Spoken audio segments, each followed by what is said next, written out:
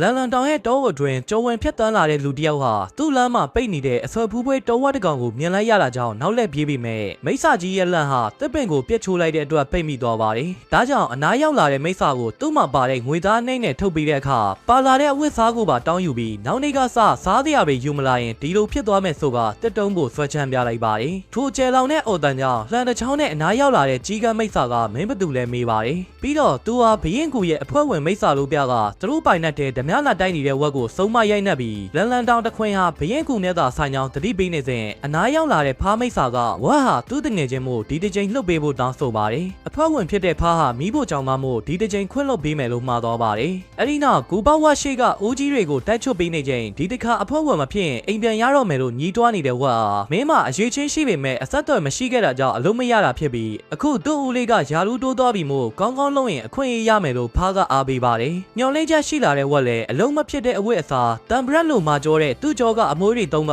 စီပေနေတဲ့အိုးကြီးကိုဆေးကြောပါတော့တယ်။ဘာကြောင့်လေးအိုးဖြစ်နေရလဲမေးကြည့်တော့မကြခင်ထန်ဆန်းနဲ့တပည့်၃ယောက်တို့လာပါမို့သူတို့ကိုချက်စားဖို့အတွက်လို့ရှင်းပြပေမဲ့ထန်ဆန်းကဘသူလဲလို့မေးပါတယ်။ထန်ဆန်းအသားကိုတကိုက်စားလိုက်တာနဲ့ထာဝရအသက်ရှင်မယ်ဆိုတာကြောင့်လောက်ဝနှုံပုံမြင့်လိုက်တဲ့ဝက်ဟာသူ့အလုပ်ကြိုးစားရင်ထန်ဆန်းရဲ့အသားနည်းနည်းလောက်ရနိုင်မလားမေးကြည့်တော့မင်းကြီးကလွဲပြီးဘသူမှစားခွင့်မရှိဘူးလို့ဆိုပါတယ်။ကြောပြင်းနေရဲပြီးအမွှေးပါလာတဲ့ဝက်ဟာမိစ္ဆာအဖွဲ့ဝင်ဖြစ်ခွင့်ရဖို့အရေးခေါင်းမှာရှိနေတဲ့အမွှေးနဲ့ကြိုးစားတိုက်ချွတ်နေပါတော့တယ်။ညရောက်တော့စေးထားတဲ့အိုးတွေကိုထွက်စစ်တဲ့မင်းကြီးဟာအခြားတိုက်ချွတ်ထားတဲ့အိုးတွေကိုစိတ်တိုင်မကြလို့အပြစ်ပေးလိုက်ပြီးဝတ်တို့အိုးထန်ရောက်လာတော့တောက်ပြောင်နေတဲ့အိုးကိုတတိထားမိလိုက်ပါတယ်။သို့ပေမဲ့အနီးကြီးကပ်သွားပြီးအိုးကိုတလဲဝက်နဲ့ဖားကိုတလဲကြီးကဘယ်မလဲငါဘိုးဘေးတွေရဲ့စာလုံးမင်းနေရကြောင်းသဘောမပေါက်တဲ့နှကောင်ကိုချက်ချင်းတက်ပစ်ဖို့အမိန့်ပေးပါတယ်။ဒူးထောက်တောင်းမှန်နေတဲ့ဖားချန်ဓာတ်နဲ့ဝင်ပိုင်းနေပြီးမို့ဝက်ကပဲသူ့ရဲ့မာကြောတဲ့ခေါင်းနဲ့ဝင်ခန့်ကဖားကိုဆွဲပြေးပါတော့တယ်။အဲဒီနောက်အဆောင်နေလက်ကလွတ်အောင်ကျေးမြောင်းနဲ့လိုင်ကောင်အတွင်းဝင်ပြေးလိုက်ပြီးဒါသူနေတဲ့အတိုက်လို့ပြကဘလို့လုပ်ရမလဲလို့စိုးရိမ်နေတဲ့ဖားကိုမင်းဦးလေးကပြောပေးမှာပေါ့လို့နှစ်သိမ့်ပေမဲ့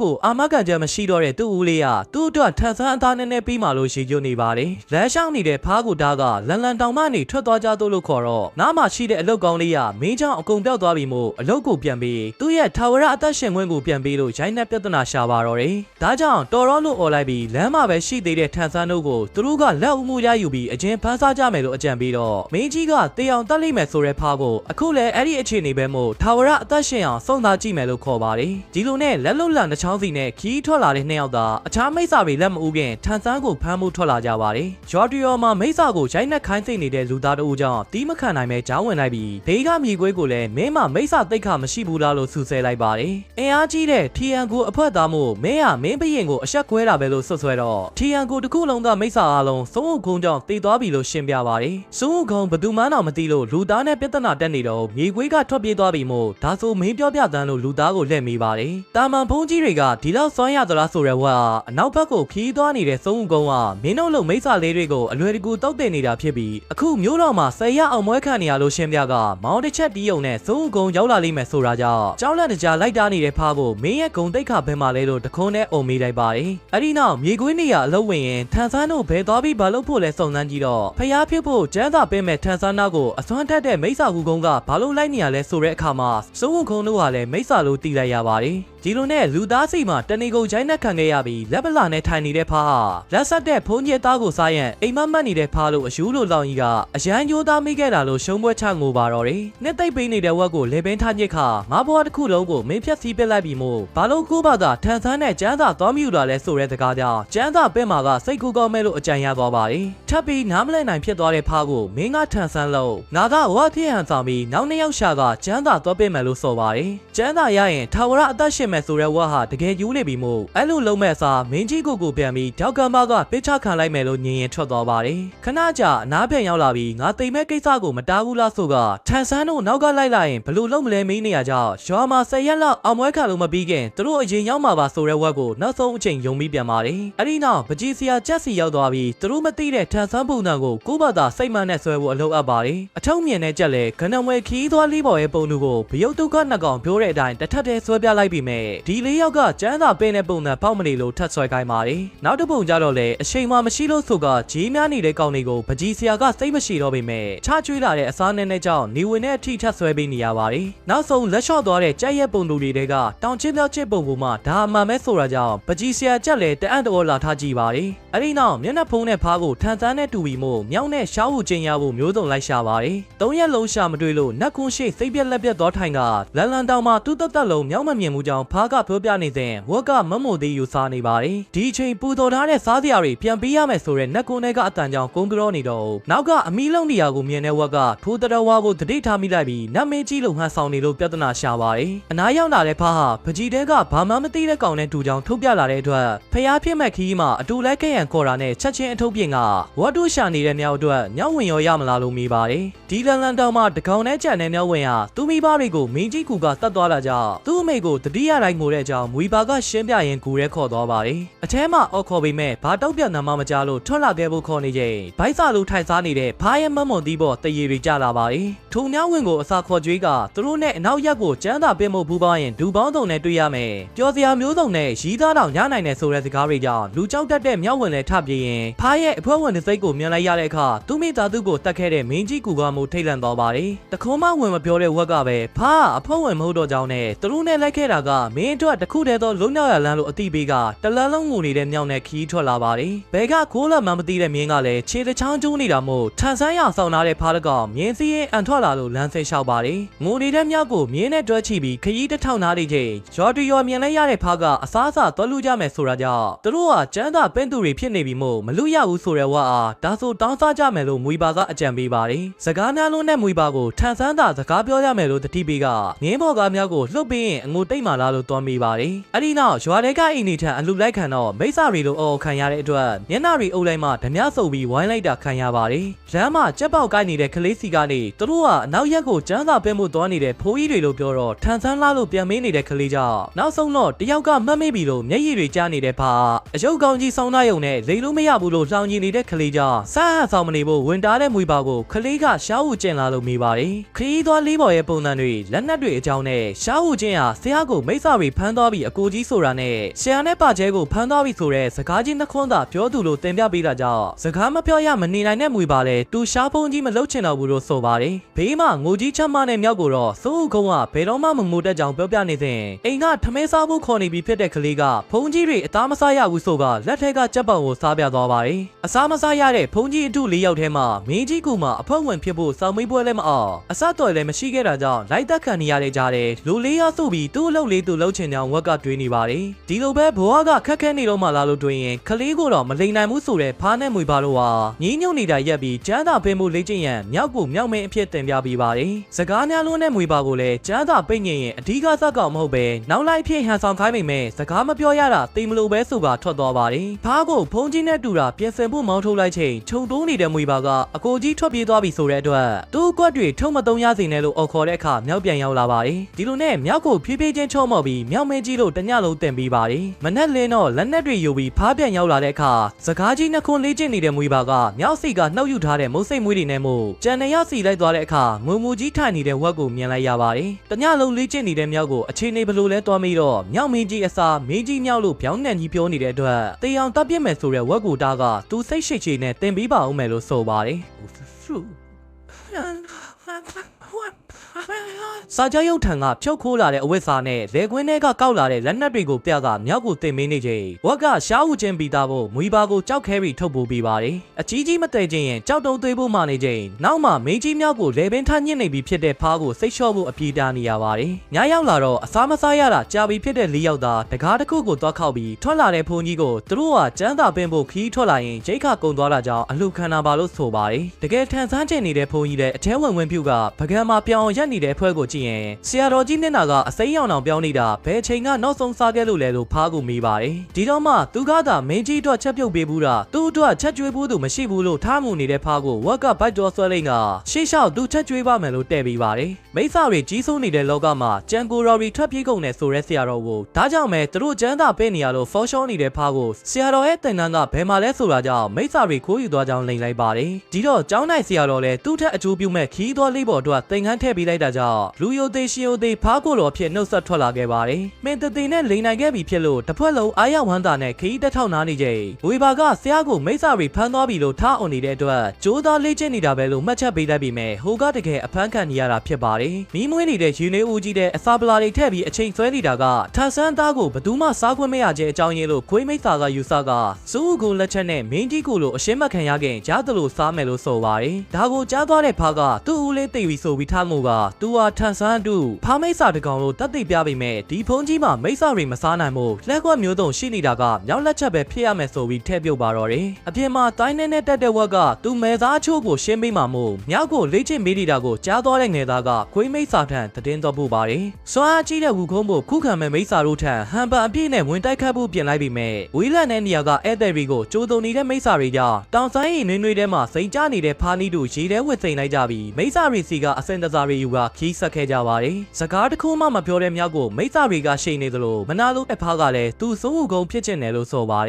်အနှဲနဲ့ယုံကြည်ချက်ရှိလာတဲ့မြောက်ကိုရှေ့ပို့ပြီးရွာတရာထံရောက်လာတော့တိန်တိန်ကိုအလူခံရကနေတဆင့်ရွာလူကြီးရှေ့ရောက်သွားပြီးရွာရဲ့ပုံပြောသူစကားနဲ့တက်တက်ဆင်အောင်လွှဲနေတဲ့လေးယောက်ကိုဒါကမှအစစ်မှန်နေမို့နောက်တစ်ခါပုံပြောရင်တေချာမှတ်ထားရန်ပညာရှိရွာလူကြီးကအမိန့်ပေးပါတယ်တလက်စတဲ့ရွာထဲကအိမ်တိုင်းကိုခိုးနေတဲ့ကြောမိတ်စာကိုဖြည့်ရှင်းပေးဖို့တောင်းဆိုတာနဲ့ကြောလေးတစ်ကောင်မဲမို့ဖြည့်ရှင်းပေးမယ်လို့ကတိပေးလိုက်ပါတယ်ထန်ဆန်းအစစ်မီလာမာကိုတတိပေးနေတဲ့ဖာစုံခုံးနမန်နဲ့ဖြည့်ရှင်းလို့ရနေတာမို့မြန်မာတဲ့ဆိုကကြွရှိရလိုက်သွားကြပါတယ်ဦးဆောင်သူဝက်ကပဲအထဲမှာရှိတဲ့ကြွက်ကိုမြောက်မဲအားကိုးနဲ့ဝင်ဖျဲပေမဲ့သူဟာဒီသားကမွေပါတွေကလွှဲရင်ဘယ်ကောင်မှမကြောက်တဲ့မိစ္ဆာဆိုတာကြောင့်ပြေးဝင်သွားတဲ့မွေပါကိုမှောက်အောင်ဆော်လိုက်ပါတယ်ပိတ်ထားတဲ့တကားစီပြေးဖွင့်နေပြီဖြစ်တဲ့ဆရာတော်ဖားကြောင့်မဖြစ်မနေရင်ဆိုင်လိုက်ပြီးမဲ့ကျောမိစ္ဆာလက်ချက်နဲ့မြောက်မဲဆိုသူရောတိမ်ငန်းတလူလူနဲ့ဖားပါအကန်ခံရပါတော့တယ်ဝတ်မှာအကွက်ကြီးရှိနေမှသိတဲ့ဖားကထုတ်တုံမှုပြောတော့တသက်မှာတစ်ခါသာသုံးရမယ်ဆိုတာကြောင့်ဒီကြွက်ကသူတို့ကိုအဆုံးတတ်တော့မှလို့တတိပေးပါတယ်ကျောလို့အခေါ်ခံလိုက်ရတဲ့မိစ္ဆာလည်းအထက်ထက်သွေးထားတဲ့မွေပါရဲ့လက်နက်နဲ့ဖားကိုတတ်တော့မဲ့အချိန်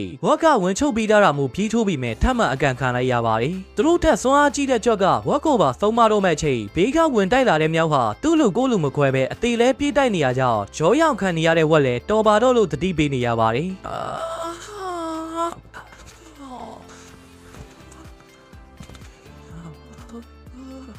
်နောက်ဆုံးတော့မြောက်ရဲ့အစွမ်းနဲ့ကြော့ကိုနှိမ်နှင်းနိုင်ခဲ့တာကြောင့်ဂျွာသားတွေစီကလက်ဆောင်အများပြားဖြင့်သူရဲကောင်းဖြစ်ဂုံပြို့လန်တွေပေးကနောက်ထပ်အကူအညီတစ်ခုအနေနဲ့သူ့သမီးနေတဲ့ရွာမှာကလေးတွေပြောင်းနေလို့ဖြတ်သွားရင်ကူညီရန်တောင်းဆိုပါတယ်။လုံသမ တင့်တယ်နေတဲ့လေးယောက်လည်းသူတို့ကတင်ပေးပါမယ်လို့ဂတိပေးကလမ်းတစ်လျှောက်မိစ္ဆာတွေကိုဖျက်ချောက်လိုက်လူတွေကိုကူညီလိုက်နဲ့ခီးဆက်လာပါတယ်။တစ်ဖက်မှာခွေးမိစ္ဆာကူထိုင်ရောက်လာတဲ့အဆက်မှန်ခီးသွားလေးပေါ်ကိုဖျက်ရပြုမိတဲ့မိစ္ဆာအားလုံးဟာစိုးအုံလက်ချက်နဲ့အသက်ခံလိုက်ရတာကိုညီတော်ခွေးမိစ္ဆာကမြင်သွားပါတယ်။ခရီးထွက်လာတဲ့အတူရောင်လေးယောက်မှာဝါရဲရွာကိုမြင်လိုက်ရတဲ့ဖားကသူတို့ပါလာတဲ့ရိတ်ခါတွေကိုမိဘရိထံပြီးခဲ့ဖို့ဝင်ရမှာပါတယ်။ရိတ်ခအခက်ခဲဖြစ်နေတဲ့ဝါရဲမိခင်ထံဒါသူတို့ကိုလူသားတွေပြီးလိုက်တဲ့ရိတ်ခတွေဆိုတာကြောင့်မယုံကြည်နိုင်ဖြစ်နေတဲ့မိခင်ရဲ့မိကွန်ဟာသူတို့ကျန်းစာပင်းဖို့တွားနေရလို့ပြောပြလိုက်ပါတယ်။အလုံးရမယ်ဆိုပြီးလက်ခေါ်သွားတဲ့ဖားကြောင့်ဒီလိုအဆင်ပြေနေတာခြေသူတိမ်နှောင်းနဲ့မင်းဦးလေးရောနေကောင်းရဲ့လားဆိုတဲ့စကားကြောင့်အနာပေါ်ဒုတ်ကြပြီးအုံငိုပါတော့တယ်။ကြောဘော်ကရေဘူးဖို့ရေဖြစ်ပြီးနေတဲ့မိခင်ကိုကြည့်ရင်စကားမပြောတဲ့မြောက်ကအိမ်ရှိတာကောင်းလိုက်တာလို့လွမ်းဆွတ်စွာပြောလာပါတယ်။စကားပြောချင်လာရင်ဂေါ်ပြားသာသွေးခိုင်းထားတဲ့မွေပါကိုလည်းအခုလွတ်လပ်စွာပြောပါဆိုတော့တခုံးမထွက်မလာတော့ပဲ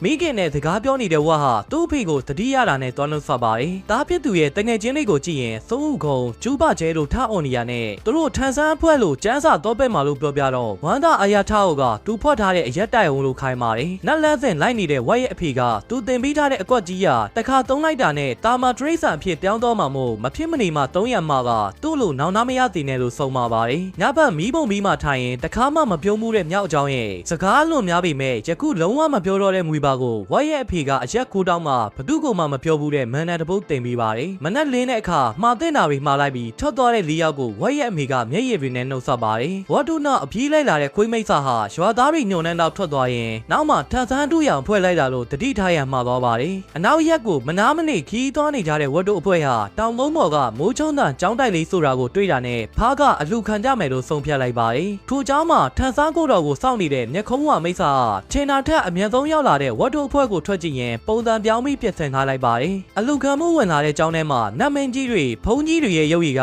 ဘာလို့ကြောက်စရာကောင်းနေရတာလဲပြီးတော့ဟိုဝဝဘတ်ဖိုက်နဲ့တပါးကတော့မျက်နှာထားကောင်းမှုမဲ့လို့ဗုဒ္ဓကိုညွှန်ပြပါတယ်။သူတို့ကိုထန်ဆန်းဖွဲ့လာလို့မင်းနေသူကမြတ်စွာဘုရားလို့တီးလိုက်ရတာကြောင့်အပြင်ထွက်ပြီးတိုင်ပင်နေတဲ့လေးကောင်ဟာဗုဒ္ဓကိုတော့မှတ်မိပုံမပေါ်လို့ငါပဲဟန်ဆောင်မကောင်းတာလားလို့အထွေးများနေပါတယ်။အတူရောက်နေတစ် ဖက်နဲ့တစ်ဖက်အလှည့်မြန်တိုင်ပင်လိုက်ကြပြီးဝက်ကတော့ပိရိကတ်ကျန်းတွေတောင်းကြမယ်လို့ဆိုပါတယ်အယောင်ဆောင်မိစ္ဆာတွေကလည်းဒီအချိန်စိုးဝုတ်ခုံးကိုမရှင်နိုင်သေးတာမို့ကလေးတွေကိုစားပြီးမှသာထန်ဆန်းကိုတတ်ဖို့တိုင်ပင်ကြပါတယ်အဲဒီနောက်အထဲပြောင်ဝင်ကအသိဉာဏ်နဲ့လို့ဗုဒ္ဓကိုမမြင်နိုင်တဲ့အတွက်တောင်းပန်ဂါဝရပြုလိုက်ပြီးမနက်ကျမှရောက်မဲ့စားဒီနေ့စောရောက်လာတာကမနာမနေခီးထွက်လာတာကြောင့်လို့အိမ်တွေနဲ့ဖြေပါတယ်အနားမယူတော့ပဲကျန်းသာသာပေးရန်တောင်းနေချိန်နောက်မှနှာချေလိုက်တဲ့နတ်မေတစ်ပါးကအမိထွက်လာတာမို့ဒါဟာကျန်းသာကြောင့်မိစ္ဆာတွေဖျားဖြစ်နေရလို့ဝက်ကပြပါတယ်အယောင်ဆောင်ဗုဒ္ဓလည်းကျန်းသာအတင်းတောင်းနေတဲ့ဖားကြောင့်သူ့လူနှစ်ယောက်ကိုပြင်ဆင်ပေးထားဖို့မော်ထုတ်ကအဆက်ပြေရီနေရကြောင်းရောရောင်လိုက်ရည်လိုက်ပါတယ်ဘလို့ကျန်းသာမျိုးဘေးမှလဲဆိုတဲ့ဖားကြောင့်အကြက်ရိုက်သွားတဲ့ဗုဒ္ဓဟာအရှိဘက်မှာရုပ်ဖတ်တဲ့ကျန်းသာကိုနားထောင်ခြင်းနဲ့ဆိုတာနဲ့တလုံးနှကမ်းမှမသိတဲ့ဖားလဲကျန်းသာရှစ်ဆောင်ကြောင်းသိထားတဲ့မျက်ခုံးဝမိစ္ဆာကိုဘလို့လိန်ရမှမသိဖြစ်နေပါ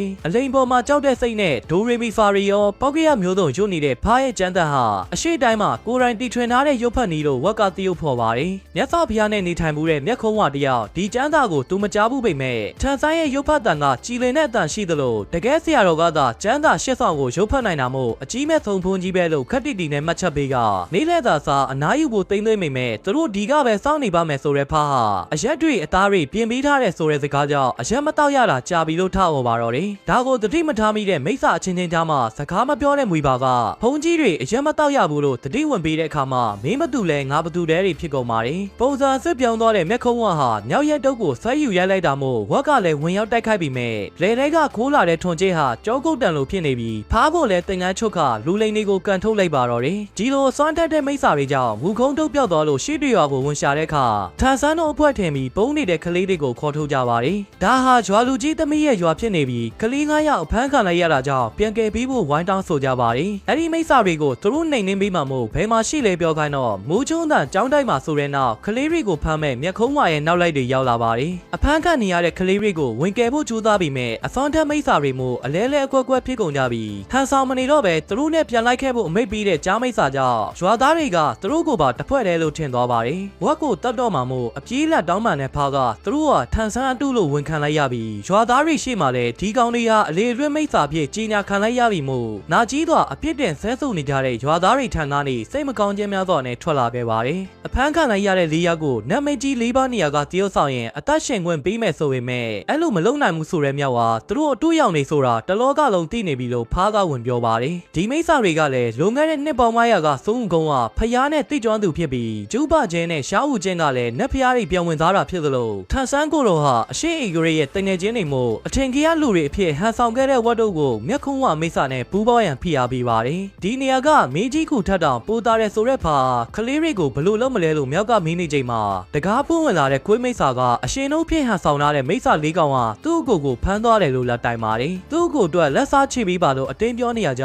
သူတို့ကအတူဖြစ်ပြီးအဲ့၄ယောက်ကမှအစ်စ်ပါလို့ဝန်ခံလိုက်ပါတယ်ဟိုပုံပြက်ပန်တဲ့၄ယောက်ကအတူပဲလို့ပြောနေတဲ့ခွေးကိုညင်းညူတာကလွဲလို့ဘာမှမလုပ်တတ်တဲ့ဖာမြောက်မွေးကောက်တက်ထားတဲ့မွေပါနဲ့ရှက်တက်ကြောက်တက်တဲ့မြောက်လို့ရှင်းပြလိုက်ပါတယ်ဒီအချိန်အခန်းထဲဝင်လာတဲ့မိစ္ဆာတွေကဘာလို့အဝတ်စားမလဲသိတာတဲ့မိကဝတ်တို့ကိုအစ်စ်မှန်လို့သာထင်နေသူခွေးကသူ့ကိုလှည့်စားလို့မရဘူးလို့ပြောသွားပြန်ပါတယ်သူတို့ဟန်ဆောင်ပေးရင်ကလေးတွေကိုလှုပ်ပေးမလားလို့မျက်ခုံးဝကိုမေးတော့နတ်မင်းကြီး၄ပါးဖြစ်ဟန်ဆောင်ပေးရင်ထန်ဆန်းရဲ့ကြောက်ကတစုံကျွေးမှမို့လောလောဆယ်စုံဦးကုန်းကိုရှင်းနိုင်မှုကသူကလေးတွေကိုစားမရမယ်လို့ဆိုပါတယ်အရာရာလက်ခံနဲ့ဖားနောက်လိုက်ဖို့ပြင်နေသူဝက်ကိုမြောက်ကလိုက်ဆွဲကမင်းငါကိုလက်ခေါ်တော့ကဒီအကြောင်းမပြောဘူးလို့တတိပြီးတော့သူတို့လိုချင်တာထန်ဆန်းအသားပဲမို့ဘူကောင်းနဲ့ရွေးချယ်မှုလို့ဆိုပါတယ်အခြား၃ယောက်ကဝစ်စုံအဖြစ်နဲ့မိစ္ဆာလိုချလိုက်နာပေမဲ့မတုံမလို့ရက်နေတဲ့မြောက်ရဲ့ခေါင်းကိုမျက်ခုံးဝါကကင်ကဖုန်းကြီးအသားမစားကျင်တဲ့မိစ္ဆာလာလို့မေးပါတယ်သူဟာမိစ္ဆာမဟုတ်ပဲမြောက်မင်းကြီးလို့ရဲဝင်းသွားပြန်ပြောခဲ့တာကြောင့်မြေအောက်ကမှနှိပ်စက်ဖို့ဆွဲထုတ်ခံလိုက်ပြီးဝတ်တို့ကိုလေ့ကျင့်နေဖို့ခိုင်းစေသွားပါတယ်ထို့အတူမျက်နှာဖုံးချွတ်လိုက်တဲ့မွေပါကလည်းသူလိုက်လာတော့ကဖုန်းကြီးအသားစားကျင်ကြောင်ဘယ်တော့မှမပြောဘူးပဲကျန်းသာပေးရင်ထာဝရနှုတ်ပြုတ်သိမယ်ဆိုတဲ့စကားကြောင့်သာလိုက်လာတာမို့ထန်ဆန်းကိုစားရဖို့အတွက်နဲ့ကလေးရီအစားခံရမှတမျိုးပဲလို့ဆိုပါတယ်ဒီလောကမှာမှန်တယ်မားတယ်ဆိုတာထက်အာကြီးတူနောက်လိုက်ရန်ဖြောင်းပြတဲ့ဖားကိုဘာမှမတုတ်ပြန်ပဲသူ့ရဲ့ဓာသွေးကြောက်လေးကိုခါးကြောက်ထိုးပြီးထွက်သွားတော့မှမို့ဝက်ကလွတ်လန်းကိုညှုံမိလိုက်ပါတယ်အခုထိတင်းကန်နေတဲ့မြောက်ကိုတောင်နောက်ဖက်ခေါ်သွားနေပြီးပါလာတဲ့ပစ္စည်းတွေကိုဝက်ကမီးပုံရှို့နေပါတယ်မြောက်ကိုတောင်ကမ်းမအထိခေါ်လာချိန်မှာမီးရှို့မိုက်ထုတ်တဲ့ကမိစ္ဆာနှင်းနှင်းသူများဆိုတဲ့ရွာသားတွေရဲ့လက်ဆောင်တွေကိုထုတ်ကြည့်နေချိန်နောက်ဆုံးစကားဖြစ်ငါမြောက်မင်းကြီးလို့အတန်ကုန်អော်လိုက်တဲ့မြောက်ကိုတောင်မော်ကခုံချကိုင်းချိန်မှာအစစ်မှန်လို့အတီးပြုတ်နေတဲ့ခွေးမိစ္ဆာရောက်လာပါတယ်သူနားမလဲတာကသူ့လိုခွေးကူရဲ့ဒုတိယခေါင်းဆောင်ကိုဘာလို့သေးသေးချင်းနေရလဲဆိုကအဆောင်တွေကိုတိုက်ခိုက်ခဲ့ပေမဲ့သူပဲကြောက်တဲ့ဆင်သွားရပါတယ်ဒီအချိန်အဆောင်တယောက်ကိုကန် ကန်ချလိုက်တဲ့ဝက်အားအခြားနောက်တစ်ကောင်ကခေါင်းချင်းတိုက်မိတာမို့ပူမာတဲ့ဝက်ကိုမြောက်ကချီတူးနေတော့နောက်တစ်ကောင်ကပြန်တက်လာပါတယ်အချုပ်ခံနေရတဲ့ဝက်ကိုကဲရန်ပြန်ရောက်လာတဲ့မွေပါကဓာသွေးကြောင့်နဲ့ဝင်ရိုက်ခဲ့ပြီးဝက်ကပဲခေါင်းနဲ့ဖြည့်ရှင်းလိုက်ပါတယ်ဘာသာလောက်ကြမလဲလို့တိုင်ပင်တဲ့အခါကျန်းသာတော့ပင့်မယ်ဆိုတာကြောင့်စူးခုံးကိုဖះကသိတယ်လို့တတိပေးတော့ဒီတခါဟန်ဆောင်မှာမဟုတ်ပဲသူတို့ကိုယ်တိုင်အဖြစ်ပဲသွားမယ်လို့ဆုံးဖြတ်ခါငါတို့ကဘာကြောင့်ယူလို့မရမှာလဲဆိုတဲ့စကားကိုမျက်ရည်တွေဝဲကုန်ပါတယ်ဒီအချိန်ကလေးတွေကိုပူတော်မယ်ဆိုတဲ့ကြော်ညာတန်ကြောင့်မွေပါရဲ့အဝါရအမွေးကိုနှုတ်ယူကအိုအန်ကြီးကိုထမ်းပြီးမျက်ခုံးကအဖြစ်ဟန်ဆောင်ကြပါတယ်အထုပ်တွေတဲဘူးတဲ့မွေပါကိုအောက်ကထမ်းနိုင်ပြီးမြေအောက်ကကလေးတွေကိုကဲမှာဖြစ်ပေမဲ့မြောက်ကောင်းကအချုပ်တန်းမှာညံ့နေပါတယ်အဲ့ဒီနောက်ကလေးတွေကိုသူတို့ကိုယ်တိုင်ခေါ်ထုတ်လာတဲ့လမ်းမှာအခြားမိတ်ဆာနှစ်ကောင်ကိုတင်ပြပေးနေတဲ့ဖားကိုတီးတယ်လို့ပြန်ဖြေခဲ့တာကြောင့်ရှိမိသွားပါတယ်လမ်းမှာတွေ့တဲ့ကြက်သိမ်းမိတ်ဆာကကလေးတွေကိုကိုယ်တိုင်ခေါ်တယ်မလို့ကြောင်းနဲ့ရှေးဖို့တော်မဲနေရာကဟိုဘက်မှာလို့ပြနေရကြောင်းရှိမိတော့မဲ့အချိန်မှာမင်းကြီးကိုဟိုသွားတီသွားခိုင်းတယ်မလို့ကြောင်းဖားကဝင်ထောက်ပါတယ်အဆောင်အားလုံးရှင်းသွားပြီမို့သူတို့နဲ့လက်ခဲ့ရန်ဖားကိုခေါ်ပေးမဲ့သူဖုန်ကြီးအသားစားကျင်နေတော့မဲ့လို့ငင်းကနေခဲ့ပါတယ်ကဲထုတ်လာတဲ့ကလေးတွေကိုမနှက်ဖြန့်စိုးအုပ်ကုန်းလို့ရောက်လာတဲ့အထိဝေးဝေးခေါ်သွားဖို့စဉ်းစားလိုက်ပြီးခြေချိုးနေတဲ့မင်းကြီးလည်းအခုမှသူ့ဝက်တွေပြောင်းနေမှန်းသိလိုက်ပါတယ်။ဒါကြောင့်ဆရာဝန်လောက်ခဲ့တဲ့ဖားကိုအဖြစ်ပေးရထန်သွားမိတဲ့အခါသူ့မျက်နှာကိုတော့မမမိတဲ့ကြက်သိက်ကိုဒေါသတကြီးတပ်ပစ်လိုက်ပါတယ်။ကလေးတွေကိုခပ်ဝေးဝေးခေါ်ပြေးနေပေမဲ့နောက်ကလိုက်လာတဲ့မိစ္ဆာစစ်တပ်ကိုတားဆီးရန်အကွက်ကြီးရှိနေတဲ့ဝက်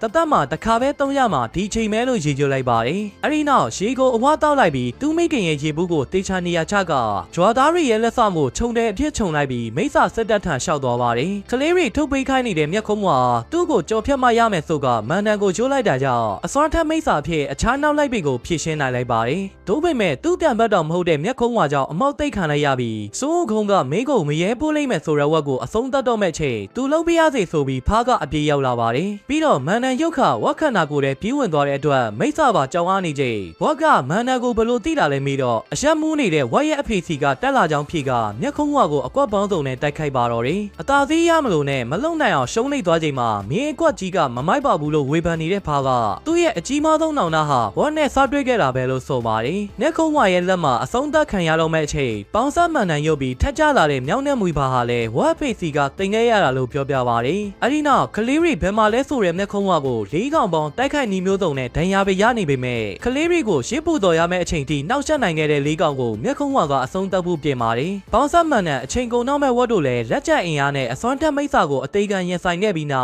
်မင်းတို့ကျင်တာဘာလဲဆိုတဲ့မျက်ခုံးဝါရဲ့မိကုန်းကိုတူနေခြင်းတဲ့ဘဝမှာနေဖို့ပဲလို့ဖြေလိုက်ပါတယ်။အဲဒီနောက်မျိုးစုံပြောင်းလဲနေတဲ့ခန္ဓာတွေနဲ့အတိတ်ကဖြတ်တန်းလာတဲ့အနှိမ်ခံနာကြီးစရာတွေကိုစီအတုံးချကမျက်ခုံးဝါမိစ္ဆာကိုဖျားသခင်ရဲ့အစိခံကလေးပုံစံပြန်ဖြစ်အောင်တိုက်ခိုက်အဆုံးသတ်နိုင်ခဲ့ပါတယ်။နေလဲထွက်လာပြီးမို့လက်ချက်အင်အားနဲ့ထထိုင်ကသူတို့ဒရိဆန်အဖြစ်ပြောင်းသွားတဲ့အခါအချင်းချင်းမမိနိုင်မဲ့အကြောင်းအရာတွေဟာသားလို့ရင်သူတို့ဒီဘဝမှာဘာမှမလုပ်နိုင်ခဲ့ဘူးလို့ညှိတွားနေပါတယ်။အချင်းချင်းနာမည်တွေမိတ်ဆက်ဖို့ဖြစ်နေတော့ဝက်နဲ့ဖားကပုံစံအရင်ပြောင်းပြီးထွက်သွားပြီဖြစ်သလိုဝေဘာကလည်းမြောက်ကိုစကားများများပြောတတ်စေခြင်းကြောင့်စုတောင်းကတနေရာစီခွဲခွာသွားကြပြီးကျန်းသာသေးပြီးရင်ကျောင်းပြန်စောက်ပြီးမယ်ဆိုတဲ့ဆရာတော်စီကိုလည်းမတော်နိုင်တော့သလိုစောင့်နေတဲ့မိသားစုထံလည်းမပြန်နိုင်ကြတော့ပါဘူးမြတ်စွာဘုရားဟာသူ့အစိတ်ကံကလေးကိုအသက်ပြန်သွင်းရင်ဒီကိုလွတ်ခဲ့တာထန်ဆိုင်ရဲ့ဒုက္ခ82ပါးတဲ့ကတခုအတွက်ဆိုပေမဲ့ကလေးတွေကိုလိုက်စားနေရကြောင်းအဖြစ်တင်လိုက်ပြီးသူ့ကုန်းကိုရှင်းနိုင်ဖို့မော်လန်းတဲ့နှမျိုးနဲ့ဆက်လက်တာဝန်ထမ်းဆောင်သေးပါတယ်တရိษံဖြစ်သွားတဲ့လေးကောင်ဟာဘလို့လုံးမလဲဆိုတဲ့မိကုန်းကိုဖျားသဘောကျသွားကြီးလိုက်ပြီးဖူဒေသအတွင်းရောက်လာတဲ့ဝူကုန်းတို့ကိုတောဝက်လေးတစ်ကောင်ကလာချောင်းကြည့်ရင်ထွက်ပြေးသွားပါတယ်မိစ္ဆာနှိမ်နှင်းသူများဆိုတဲ့အစာကိုမြင်လိုက်ရတဲ့ဝူကုန်းကထူမိစ္ဆာလေး၄ယောက်ရဲ့အသက်ကိုကယ်ဖို့သူ့စပင်၄တောင်းကို၄တဲမှုတ်ထုတ်ပေးလိုက်ပါ